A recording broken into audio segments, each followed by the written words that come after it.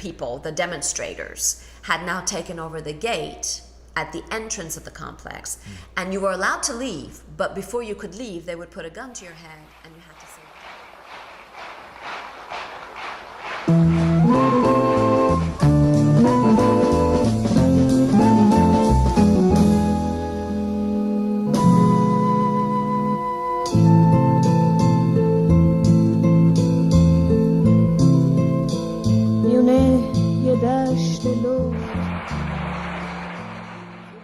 I'll just keep going. I know, but so we're gonna get your story out, and if it takes 3, if it takes 12, we want to get all this out because it's just extremely interesting. So you've done talks, you've been invited to do conferences, you've done all different kinds of storytelling, right? Mm-hmm. But we've never gotten your story out as a modern, successful actress, starting off in Iran before the revolution, right? Mm-hmm. Or just before it, making your way to America, and everything that's happened since. And that's not even all of it. I mean, that's not the only reason why it's interesting. That's just a starting point. Right. Right. So we're gonna get all of that out. Hopefully, it won't take 50 episodes. I doubt that. It shouldn't. Yeah, but no, I think it's a story worth telling. So, where is a good starting point? What year were you born?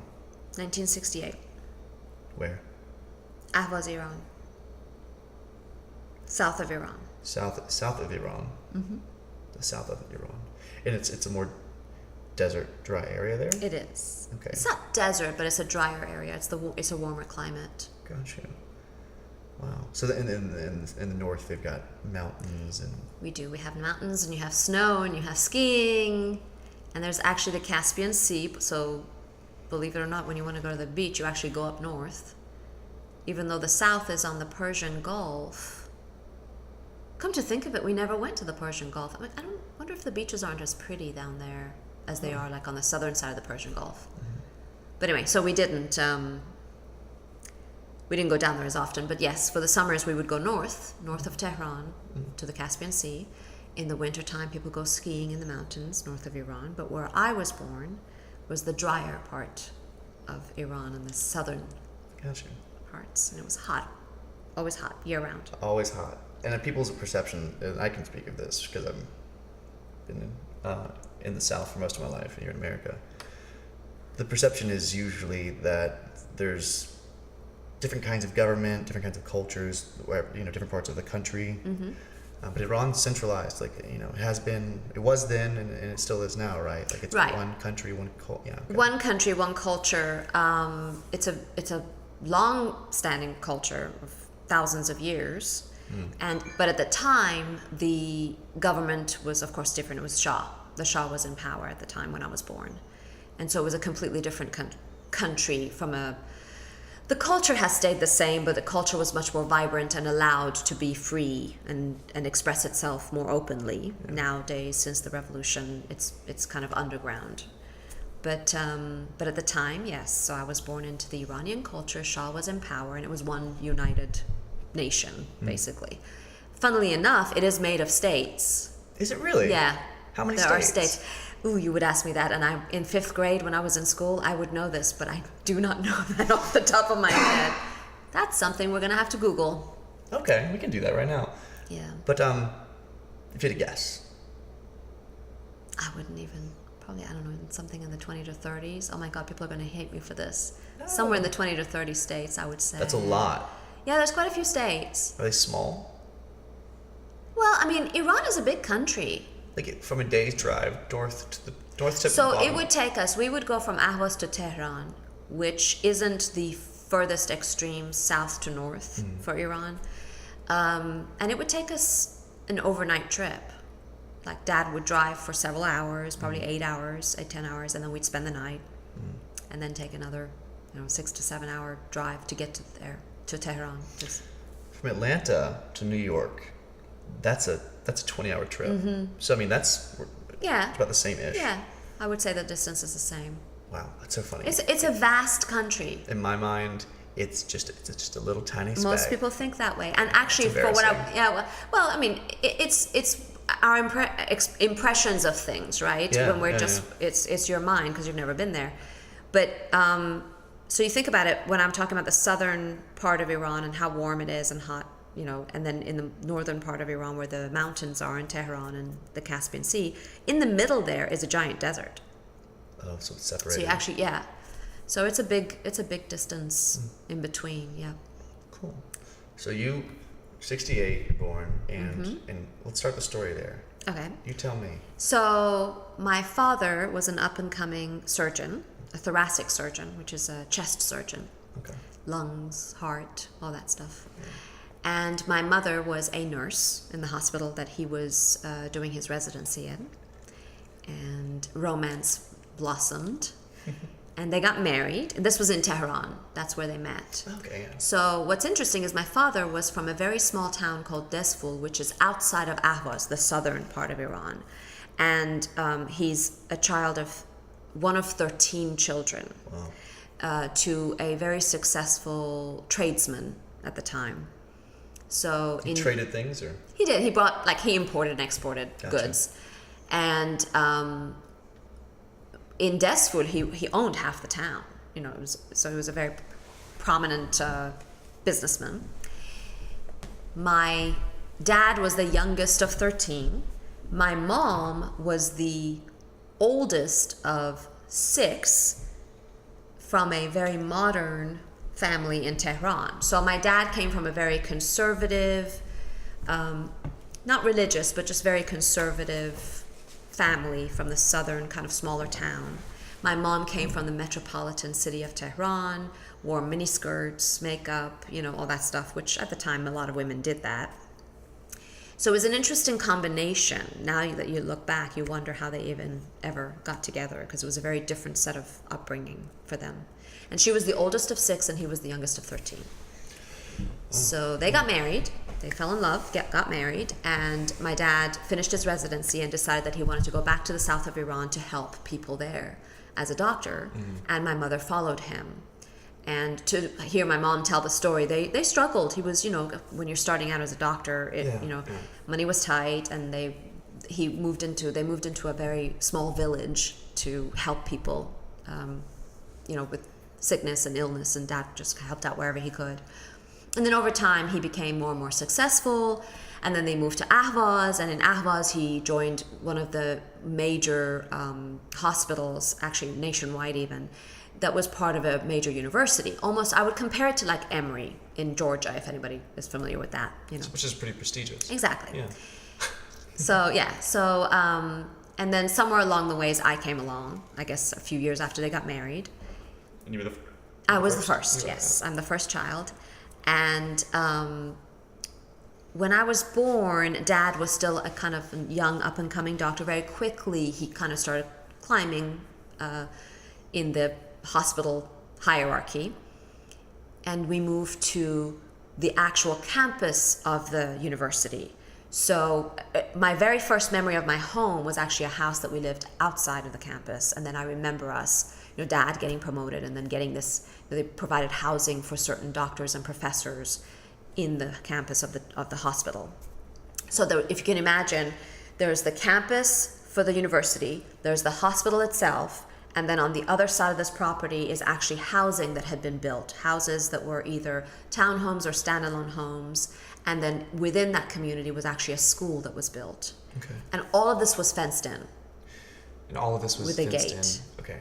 And Yeah. so how was that a pretty big living Huge. community? It was huge. It was huge. How yeah. big is the fence? Because this is relevant to the revolution part of the Yes. story, right? Yeah. Acres, I would say. I mean, think about it. You had a complete university inside of this. When you came in through the gates, you had a complete university, an entire hospital with multiple wings. Oh, the gate goes around all Everything. of this. How tall is the gate?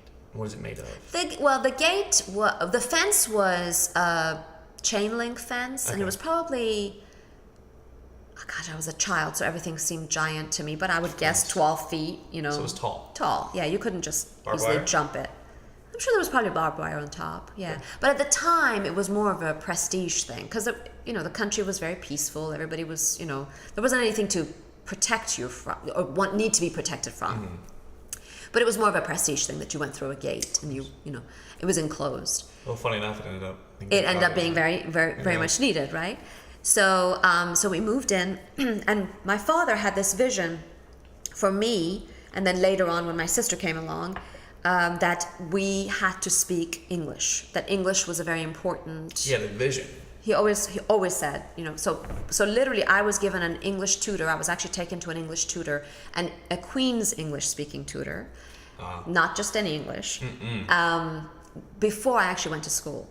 So I was learning to speak English before I was actually going to like kindergarten. So school started at the age of 5. Yes. Ish. Okay. Yes. Yeah, it does. Wow. Cool. So so given English classes, and then because of Dad's success, basically I had entered into a very comfortable upper middle class lifestyle. And Middle Eastern culture in general, Iranian culture in Iran is very service oriented. So we had servants, you know, we had a housekeeper that took care of our house. His wife was the sous chef from my mom, even though she liked to do all the cooking. My mom liked to do all the cooking, but his wife did all the chopping and the cleaning and all that. We had a guy who drove my dad the less than a mile within the campus to his office.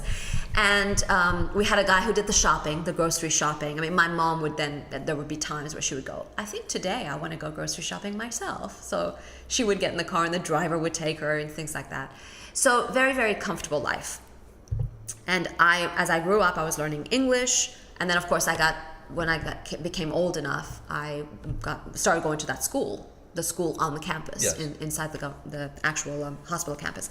And I wasn't the only one. So you think about this complex has all these houses. So all of our neighbors were also doctors and professors that went to the same, you know, university. The Same doctors everything. worked in the same hospital, Yeah. and I went to school with all their kids, and we all worked, you know, played with each other in the streets, and our parents socialized with each other.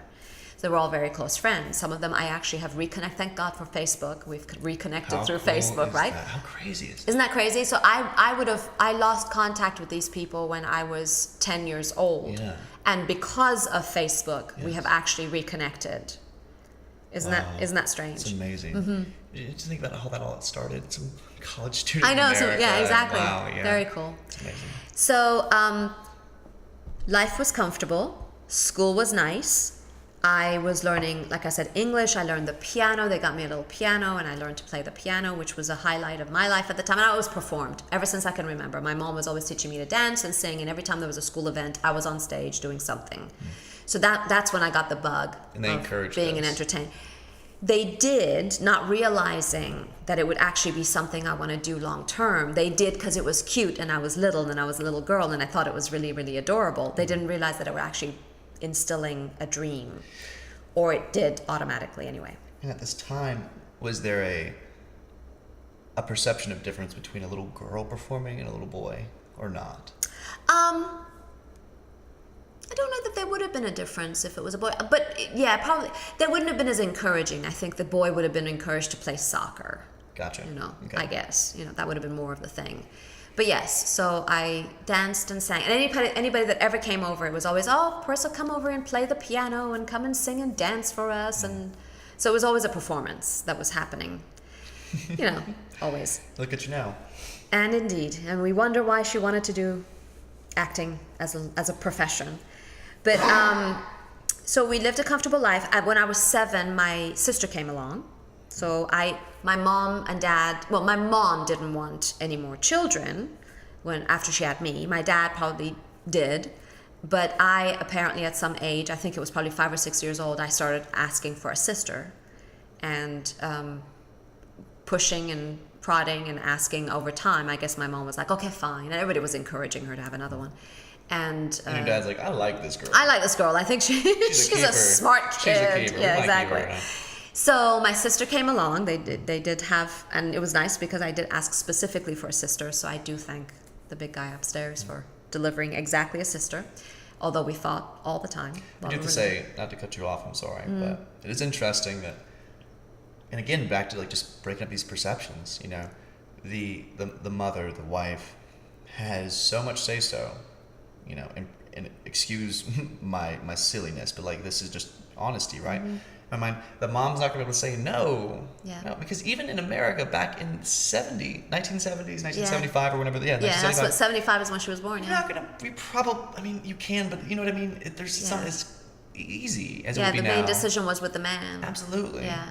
I think it has a lot to be said for my dad being, so there are times, as I tell you my story, that you will find dad's choices and decisions to be very, very Middle Eastern stereotypical, I guess you might think.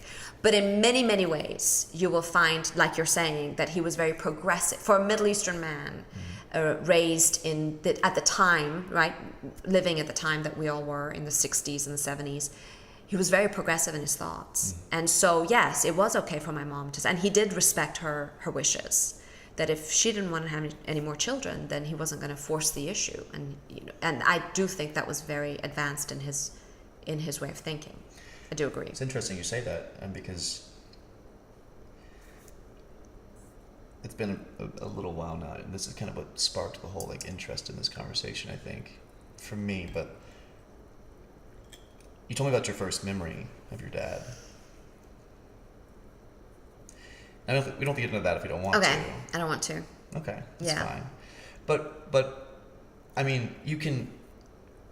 How many friends do we have that maybe have parents here in Atlanta, right, in the South, whose parents are still they have a mindset that might dictate how they could see someone of color or whatever. Mm-hmm. Different cultures, different backgrounds. But they have friends that are black who they would do anything for, right? Yeah. And it's just this weird mix of just how we grow as people. You can't define people by these things, right? So your dad is a great example of this mix. So it's cool. It's true.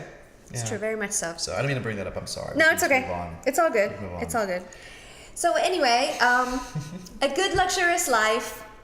Like I was saying, servants in the house. I did not, this is a little tidbit of information. I did not bathe myself until I was 11, 12 years old.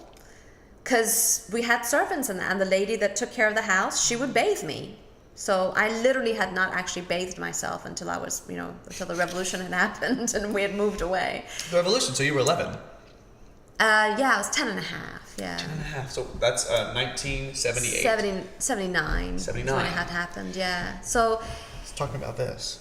So building up to this, comfortable life, luxury, fun. Every summer we went to England. Friends went to England or America. You went to Europe.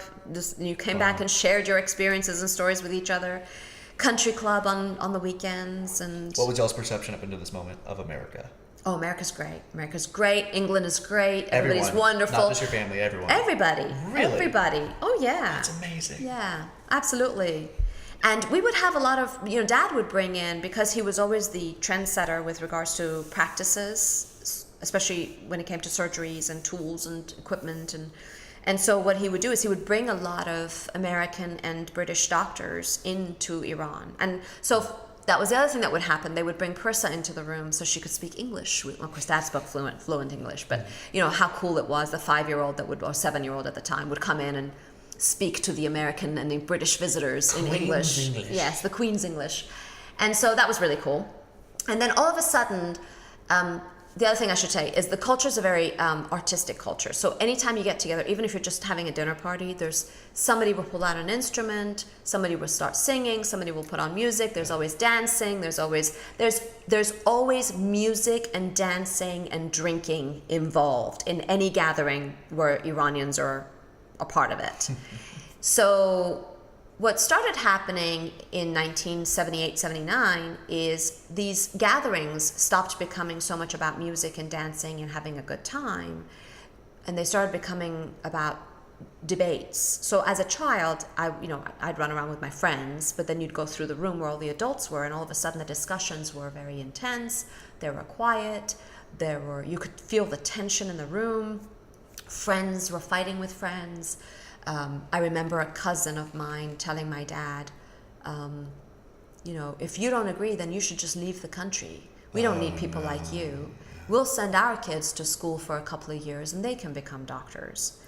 And so I remember that. And what were they arguing about? They were arguing about the whispers that were happening, which was about the Shah being wrong for the country, having sold us out in some views, that the traditions and the religion of the country was being compromised, which really, if you think about it, the Persian culture, our original religion is actually Zoroastrian. Is worshippers of Zoroastrian, yeah. Which is an ancient religion. It is an ancient religion, as they're actually worshippers of fire. And the only reason I knew anything about this is, do you know what famous person I'm about to bring up? Who? Eddie Mercury. Freddie Mercury. Not Eddie Mercury, Freddie Mercury. Freddie Mercury. Yeah. Something like that. Yes. Perfect. Yeah. Yeah. So it was all of that. So you think about it, if you want to really go back to the Persian culture, it's the thousands of years ago and what those traditions were. And actually, this is where Iranians, you'll find us say, like I'll tell you, it's the Iranian New Year. It's not the Muslim New Year, it's the Iranian New Year. And the Iranian New Year is the first day of spring. So that is our true culture. Now then there's the religion side of things. And the people do that in every country. They mix culture with religion, with, the laws of the country. They think it's all intermingled, and it's not. So the Iran that I was growing up in, a mosque was right next to a church, next to a synagogue, next to a Baha'i temple, next to a bar or a nightclub, All of a sudden there was awful lot of talk about, our religion is Islam, and we should be a Muslim country. Which, to be clear, was the religion. Was the predominant religion in Iran at the time. And would your family consider themselves Muslim? Yes. Hold on. Not Muslim. Muslim and Islam are not. Yeah, Muslim. Yeah, same thing. Okay. So Islam is the religion. People who follow the faith of Islam are Muslims. Got you. Which is not Arabs. Arabs is something different. Now we're mixing countries, right? So Arabs are people from certain countries. Gotcha. Yeah. And Iranians are from Iran. Just to be clear for the people Yeah, listening. exactly. Because I wouldn't have known that unless I knew you. Exactly. Right. Which is, and it's again embarrassing but true. But it's not, so this is the thing. I never fault anyone for not knowing, because if you're not exposed to it, then you just don't know, right? Yeah, for sure. And so I don't think there's anything wrong with that. So as these conversations continued and became more and more intense, you kind of started getting the feel for things were just not going well. And there is one incident that I've told you about where I happened to be playing outside with my sister. My sister was little. She was, at this time, she's 2, 3 years old. And there was another 2 or 3-year-old little boy that lived down the street from us. And we would always go outside and play. So she was playing with him. I was outside riding my bike, and their maid was out watching us. So my mom came out and said, "Hey, there's a conference at the university. I'm going to go listen to it. And you guys just play outside. And if you get tired, you can go inside, and the maid will give you a snack or whatever. I'll be back in about an hour or 2. No problem." Dad is gone. Dad's at work. Yeah, Dad's at work. So he's actually at the hospital. Gotcha. So she goes off. Didn't think anything of it. And within a few minutes, I don't know how long it was, but after a little while, I see her pull it back into the street, very much frazzled. And she says, "Get in the car." And she tells the maid of the little boy, she tells her, "Take him inside the house and lock the doors." Gotcha. And she gets me and my sister, gets us in the car, gets us in the house, and rushes in, starts making phone calls. Clearly, I'm watching what's happening, and you can tell that there's something wrong, but not quite sure what it is. Within a few moments, there's more cars coming down the street. And keep in mind, we're in a gated community in a closed-off road, so there's usually not a lot of traffic, but cars are pouring into the street. And after a few minutes, my dad comes home. And this is the middle of the day, which is very unusual. So Dad comes home, there's people pouring into the street, and there's a lot of talk happening, a lot of frantic conversation, and after a while Dad throws the doors open and starts letting strangers into our house. Like he's grabbing people off the street, and there's yelling and fighting. Inside the compound, and they're just walking around the street. There's a lot of confusion, there's a lot of panic, and he starts grabbing people and saying, "Come inside the house." And in the distance, we can hear gunshots. So what I gathered later was apparently at this conference, which was a political conference, there was an uprising, an argument, people started fighting, and it got out of hand, and it poured out of the conference, and then it worked its way into the complex, and there were people apparently with guns, which, in Iran, you can't own guns openly like you can in the United States. So for them to even have guns, I mean, this is something serious. So you can hear the gunshots in the background, in the distance. So Dad's grabbing people, pulling people in, and I never forget this. We had these double doors, and they had transom windows around them, so you can kind of look through the side of the door and see outside. And I remember Dad pushing, I don't know, probably 50 to 75 people into our house. Wow. And pushing us all into the hallway. And my mom crying for him, like saying, come away from the window. And he was watching from the window and trying to grab as many people as he could. And I was peering around the wall of the hallway, watching his body standing there, in front of the window, and hearing the gunshots now in our street. So now the gunshots had come closer, there's fighting, and he's watching people fight in the street. I don't know if they're shooting each other, if they were shooting up in the air, what was going on, but a lot of terrified people piled up in the hallway. So after a while, I guess the police finally made it through and calmed everything down in the streets, and word got back to the house that the gate was now blocked. So the revolutionary people, the demonstrators, had now taken over the gate at the entrance of the complex, and you were allowed to leave, but before you could leave, they would put a gun to your head, and you had to say death to Shah before you could go through the gate. And so Dad shared this with the strangers in our home and said, hey, you guys are welcome to leave if you want to, but this is what you have to do. Otherwise, you can stay as long as you want. So we were literally, the maids are serving like tea and drinks and water or whatever to these strangers in our home. Do the maids and all the service people live inside the compound as well? Yes, so they depended. Some people had them stay with them, some people didn't. Ours, the house people stayed with us in our home. So after a while, everybody left, slowly but surely, and thanked my dad, Now for a while, I mean, you're talking about like hours, days? No, it was just hours. It was just hours, yeah. And they did leave, and finally the gate was taken over again by the regular guard, and everything was just subsided.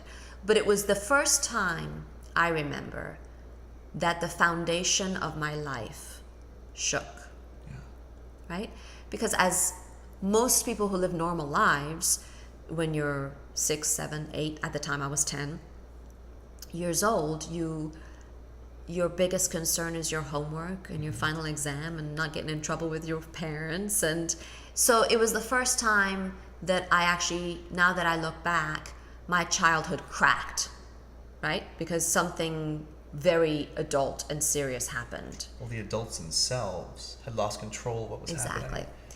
Yeah. Exactly. And that's a traumatic moment. It is a traumatic moment because as children, the foundation on which we stand are our parents. Yeah. And so when you start noticing that the foundation on which you stand has a look of fear in its eyes, then you realize that now you're standing on shaky ground. Yes. Right? So that was the first experience I had with, things are not under control necessarily. But even in a moment like that, your dad and your mom took charge, they were in control. Yeah.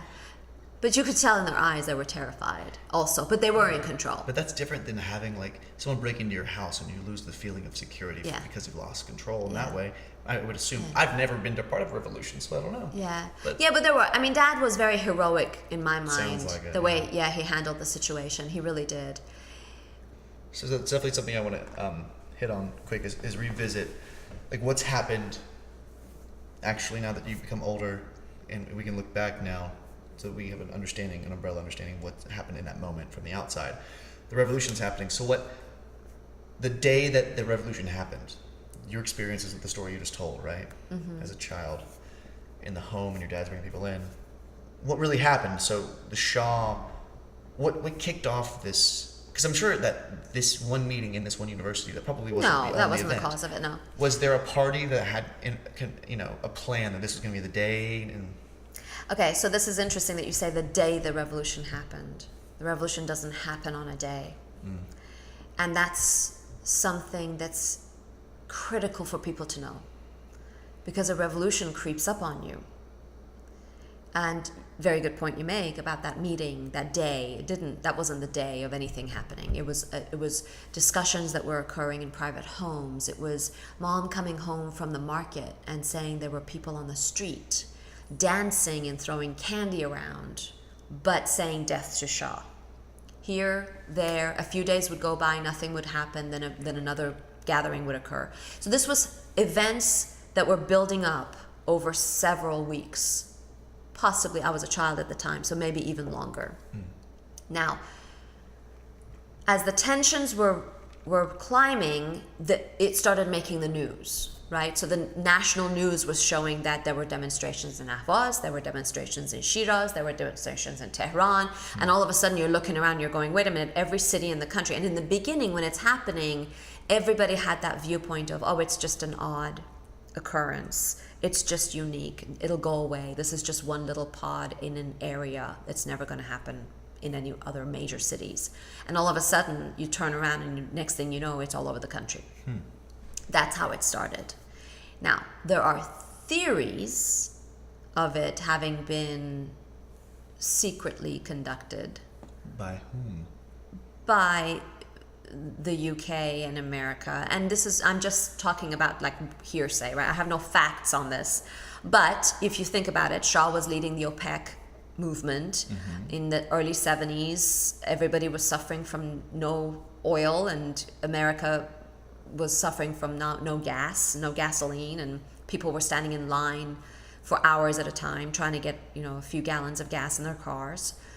And so there's a claim that Shah, having had America and the UK as his backers, kind of bit the hand that was feeding him. And therefore, as a result, America and the UK kind of arranged for this revolution to happen. It did seem to come out of the clear blue sky, especially he was a king that brought a lot of progression into the country, a lot of movement for the women's rights, a lot of movement for advancing the country, and yet for such a strange drive, which was basically taking us back to our roots, taking us back to the basic religion. It was just an odd turn, at least in my viewpoint, but this is just kind of hearsay and opinion talk. It's not based on any fact specifically. But anyway, so it was over a period of time, and there did come a point in time, I do remember when a whole lot of people poured into there's a main square.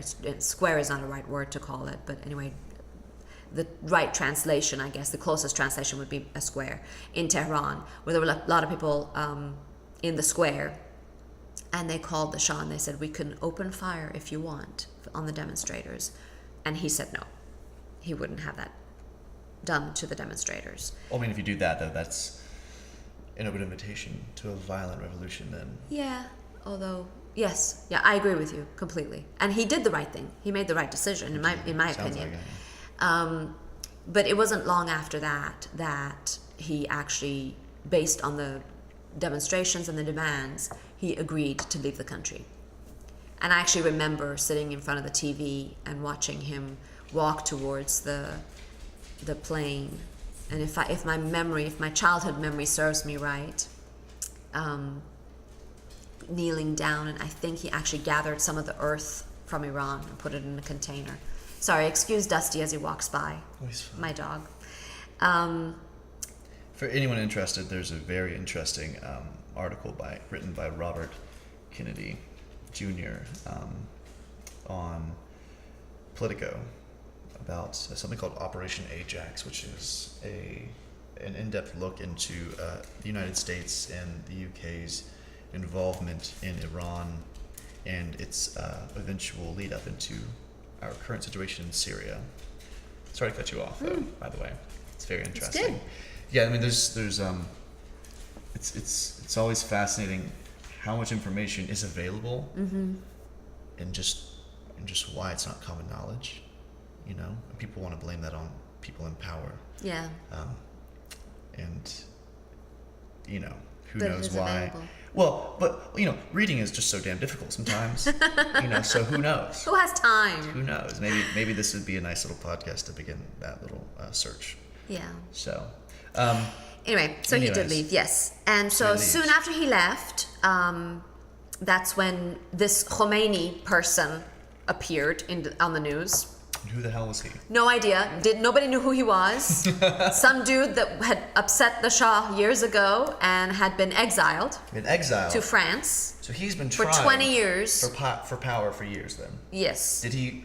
Because this Well, article. he hasn't really been trying for power. No, I'm sorry, I shouldn't have said that. He had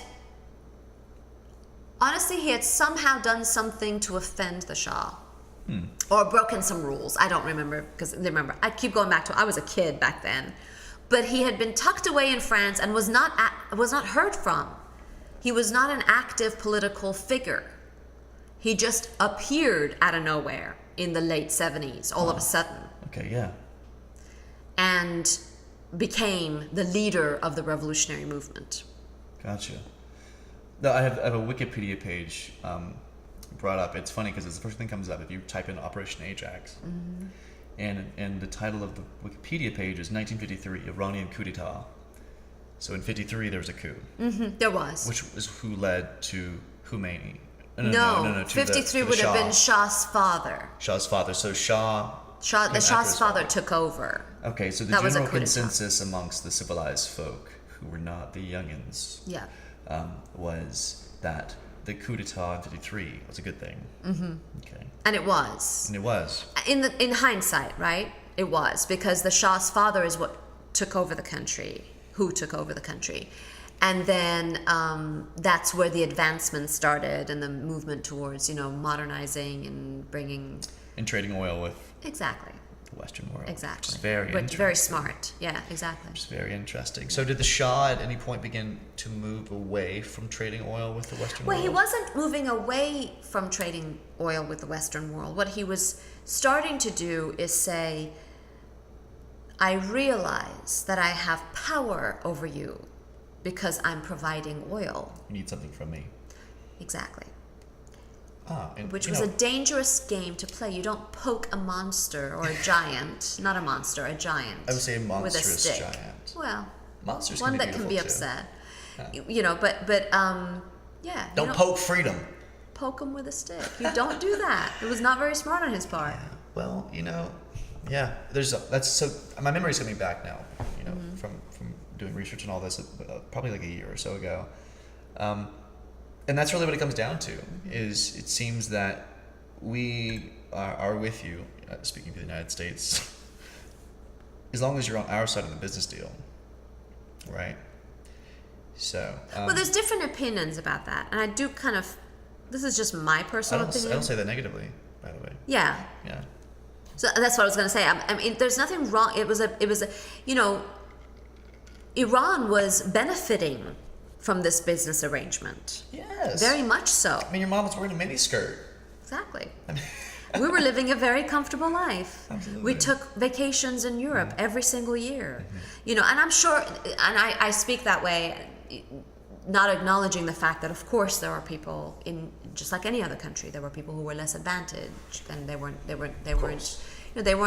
given the same privileges in life, and they didn't have the same comforts that I remember having, obviously. Would you say the revolution was a young person's revolution? The revolution was, I think young people were involved. I think the revolution was the less advantaged person. And they could point to their enemy. They could say, The West. Khomeini is going to come, and I will be able to, I will have a bigger home, and I will be able to feed my children easily, and I will have more money, and there's always the promises that were being made. It's one hell of a prominent, yeah. Yeah, and it didn't. Of course, none of that Well, panned it's one hell of a out. way to get people to fight for you, though. Exactly. Or to fight for themselves, eh? Yeah. Okay, so, I mean, I got to hear about this. I mean, that's all great. What about this fifth grade The test? fifth grade, the most important thing. Yeah, I would say. So the day of the fifth grade test, Do you remember the date? I don't remember the date, but it was hot as Hades. Okay. It was always hot as Hades, apparently. This is true. And so I took the test. I was so proud of myself. And we had the best teacher in the whole wide world. Back then, you actually wrote You didn't have computers, so you wrote your answers on a piece of paper. And we used ink pens, actual fountain pens. Wow. And our teacher got us turquoise ink, which was the coolest thing ever. Yeah. So we had turquoise ink, so all of his students wrote their answer, because it was a statewide exam. All of his students would have written their answers in the same ink, which was very cool. Anyway. That is, I'm sorry, but like those little, that is very damn important. Cool. Yeah. Forget about the fact that the country's falling apart all around me, but my exams looked really cool. So I took the exam, I aced the heck out of it, and I walked back from school, and as I'm walking towards the house... 31 provinces in Iran. 31! I was close, wasn't I? Yeah. Not too bad. Look at that. Sorry. My Go father on. can't be too upset with me. My 5th grade education. Walking towards the house, there's a car. Our car is running. The car with the driver, which is unusual, is running outside the house. The day of the exam. The day of the exam. I've taken the exam. I'm very pleased with myself. All the way walking back from the school in the complex, I'm thinking of which picture we're going to use. That's beautiful. For the newspaper. Okay, yeah. And so I walk up to the house, and as I'm walking towards the house, the joy and the elation of the exam and how I aced it and the picture, it starts kind of fizzling a little bit, because I'm like, why is there a car outside? And go inside and the doors are open. Why are both doors open, the front doors? Why is my uncle here, which was my dad's brother, standing in the hall, in the foyer with my mom? And my mom has this look of, it's a mixture. It's fear, it's anxiousness, it's despair, it's sadness. There's all these things happening, going across her face. And I'm like, hey Mom, I aced my test. And she's like, get in the car. I'm going, get in the car? What are we getting? What do you mean? She goes, get in the car, we're going on a trip. To celebrate your exam. Yeah, right. And stuff's missing. Stuff is gone from the house. Yeah. And I'm like, what's going on? And she says, we're going on a trip. Where are we going? I don't know. Are we going on vacation? Yes. When are we coming back? I don't know. How long are we going to be gone? I don't know. Get in the car. That's all I'm getting. And it's frantic. So as a child, you pick up on what's happening. And this is, that first shake I told you on the foundation? Yeah. This was a full-on earthquake from a childhood standpoint, right? My entire foundation was in a full-on rocking, something is terribly wrong right now. And as we were leaving, my uncle goes, what do you want me to do with this piano? And she goes, I don't care. Burn it for all I care. And she gets in the car. And I remember, as I was walking away, the double doors of the house being open. And through the double doors, the first thing you would see through the foyer was my piano. And as I'm walking away, I remember pulling away that picture of the piano kind of fading into the distance as I got in the car and we drove away. And in hindsight, that has become the symbol of my childhood being left behind. Because whether you're 10 or not, I mean, whatever age you might be or how much older you might get, at that moment, I had to grow up. I didn't realize it. But the days of riding your bike in the streets and being a true child, and the days of innocence, the days of not knowing that when you're tucked in bed, everything's going to be just fine, ended that day. And so that picture of the piano fading away into the distance became, in my mind, my childhood, staying in Ahvaz as we left. And that's how we left Iran. I should say, that's how we left Ahvaz. Another time I'll tell you the details of where we went from there and how we ended up leaving Iran. One last question before we leave this part of the podcast. What kind of piano was it? It was a Yamaha. It was a mahogany Yamaha upright piano. People, the demonstrators, had now taken over the gate at the entrance of the complex, and you were allowed to leave, but